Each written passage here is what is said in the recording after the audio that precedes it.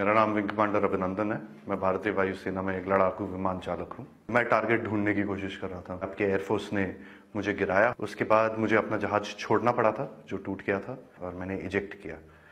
Eject करते ही उसके बाद जब मेरा पैराशूट खुला और जब मैं नीचे गिरा, मेरे पास पिस्तौल थी और लोग बहुत ज़्यादा थे और मेरे पास बचाव के का सिर्फ एक ही साधन था। मैंने अपनी पिस्तौल गिरा दी तो मैंने भागने की कोशिश की।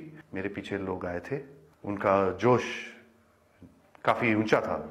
उसी समय पाकिस्तानी आर्मी के 2 जवान आए एंड उन्होंने मुझे बचाया वहाँ से। पाकिस्तानी आर्मी के एक कप्तान थे, वो आए, उन्होंने मुझे इन लोगों से बचाया, मुझे और कुछ होने नहीं दिया।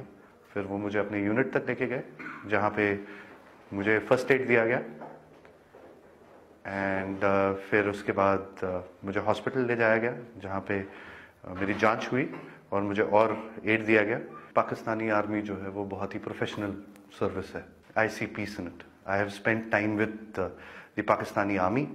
आई am very impressed. Indian media बात हमेशा बढ़ा चढ़ा के कहती है, जो छोटी सी चीज़ होती है उसका बहुत ही उसको इतना आग लगा के, इतनी मिर्च लगा के बोलते हैं वो, उसमें लोग बहकावे में आ जाते हैं।